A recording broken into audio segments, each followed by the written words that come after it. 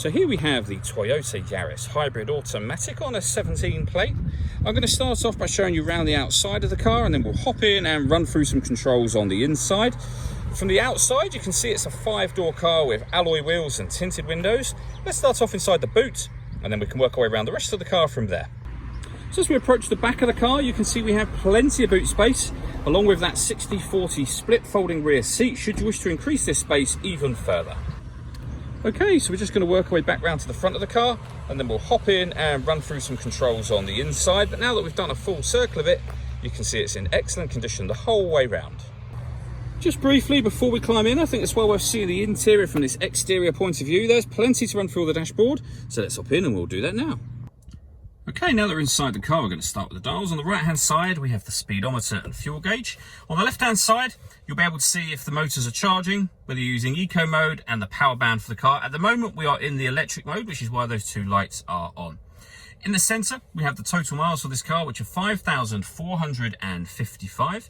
The information displayed above that can be changed using buttons on the steering wheel, so you can, for example, have a digital readout for the speedometer, should you wish to. If we back out to the steering wheel, the buttons I was using just a moment ago are here. Over on the left-hand side, we have stereo controls, and down here, we have cruise control for the car. Over in the centre, we have the touchscreen. So this is where, amongst other things, you will find your music. When it comes to music, we have AM, FM, and DAB radio. You can stream your music wirelessly via Bluetooth audio, and we have iPod and USB inputs as well. This car also has a full colour reversing camera with guidelines that will show you what direction you are headed in relation to the image you see being shown on the screen. Below that, we have dual zone climate control, so you can adjust the passenger and driver temperature, the fan speed up and down.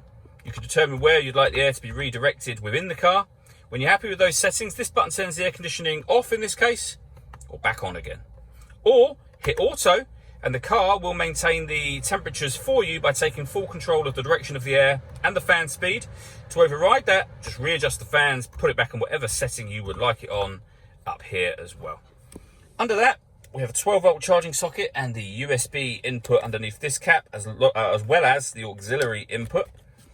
We then have the gear lever for the automatic gearbox. And down here, we can turn off the traction control.